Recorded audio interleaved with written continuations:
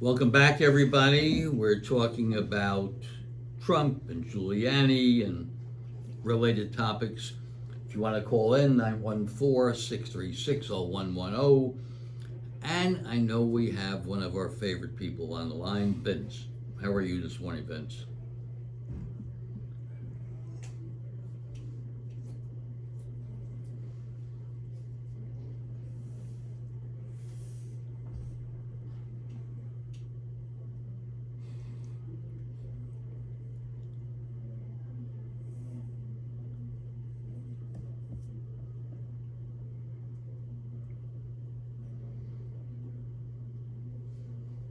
Yes?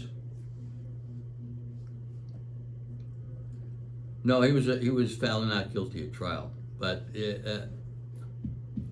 right. He had impregnated his girlfriend, and they charged him with having hidden the fact that he paid for the baby, and that was the case.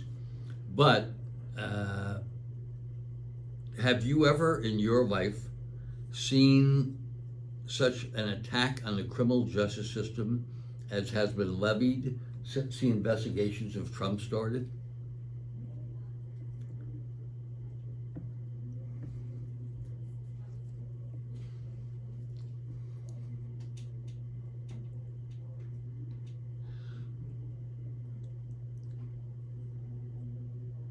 And how did they do that? How did they do that? How did the Democrats do that?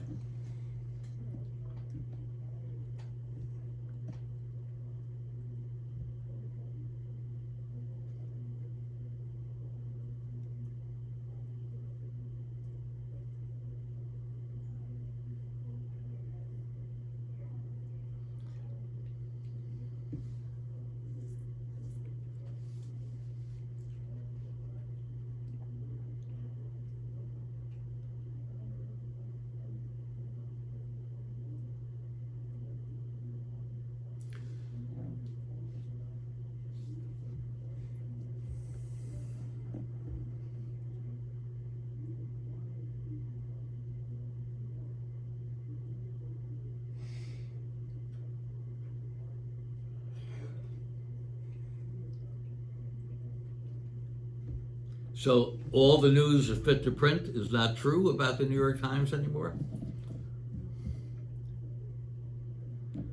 Well, all right, so Mr. Weiss, let's talk about him. He's an appointee of Donald Trump when he was president. Yes, okay, but the president still has to appoint the person. So Trump appointed him. His attorney general and his aides supported him being the U.S. attorney. Now he's at the end of his term. He's at the end of his term. When a Democratic president or a Republican president comes in, they have a right to replace the U.S. attorneys. So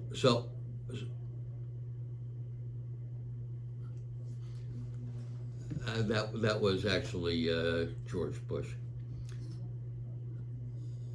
It's almost a pro forma thing, Vince.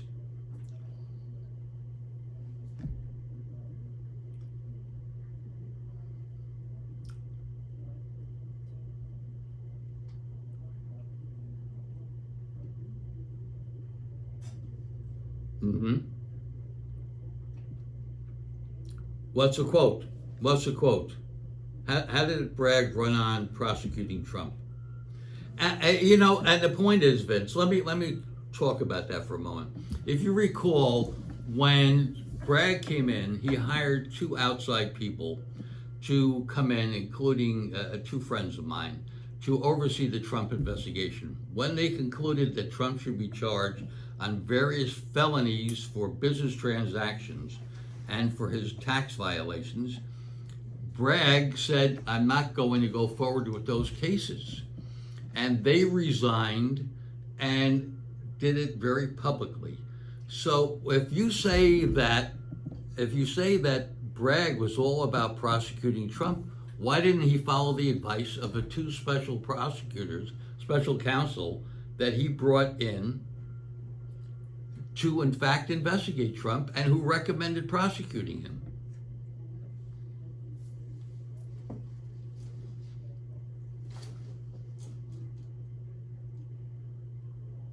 Who was that person that they sent up to his office? Yeah, you do that.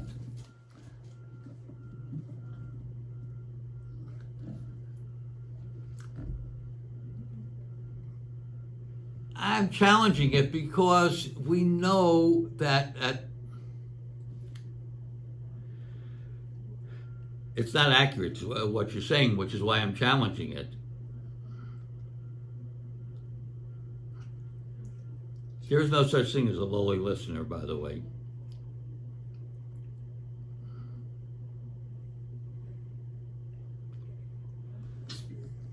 Do you recall when Mark Pomerantz was appointed by Bragg to handle the investigation, he and Casey Dunn, and in fact they did so and recommended prosecution of Trump for various crimes, and Bragg said no. Every place. Look up the name Mark Pomerantz and you'll see it.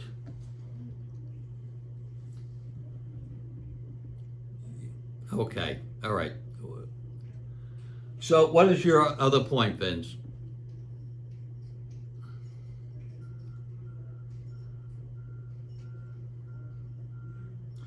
So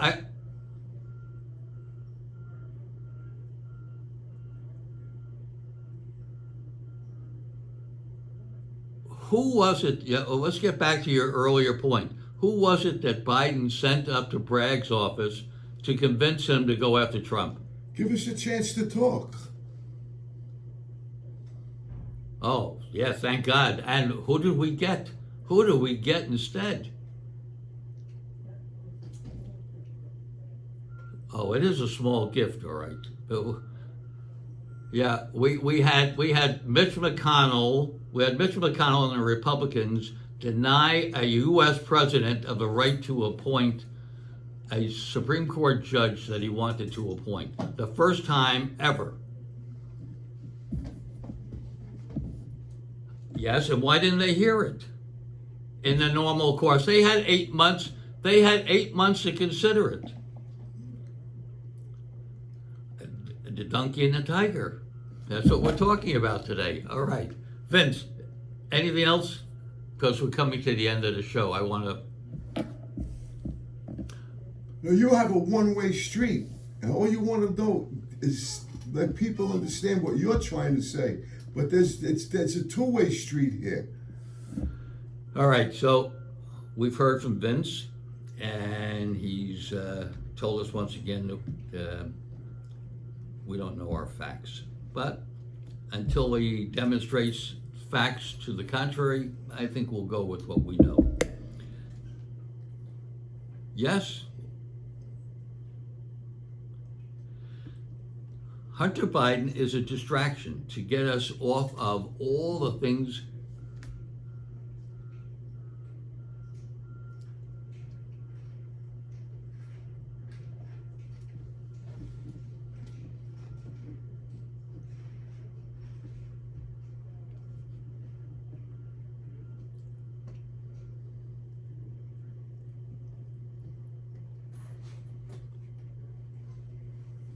That's right. Listen,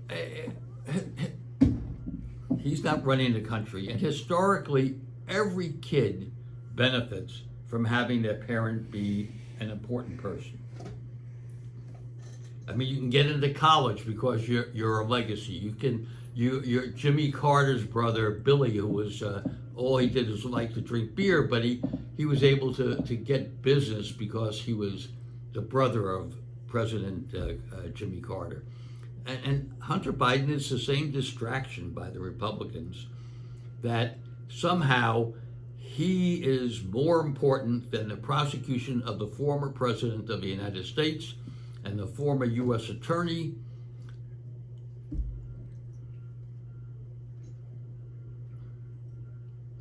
try to steal the election. I got a twist for the Hunter Biden people from the Republicans. The other day, the Fifth Circuit Court of Appeals, which is the most conservative court in the entire U.S. country, the United States, ruled that drug users shouldn't automatically be banned from having guns. And if that case stands up, then the charges against Hunter Biden will fall apart. So what they did is they overturned the conviction of a Mississippi man named Patrick Daniels, who had 2 guns found in his car during a traffic stop, and he acknowledged using marijuana regularly, but he wasn't accused of driving under the influence. So the appeals court, citing the Bruen case, that's a case where the Supreme Court said that the Second Amendment guaranteed the right to have a weapon. They said, well, everybody, including people who are intoxicated, have a right to carry a weapon. And if indeed this decision goes forward and is not challenged, or the Supreme Court endorses it, Hunter Biden's case about the gun goes bye-bye. So know this, Republicans, you're being undermined by the most conservative appeals court in the country. In the meantime, our show is coming to an end. Thank you, Tommy Garbage. Thank you, Will, Evelyn, Alexandra, Belle, Adam, everybody. Have a great day.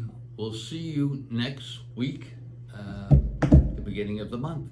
So have a good Labor Day in the meantime.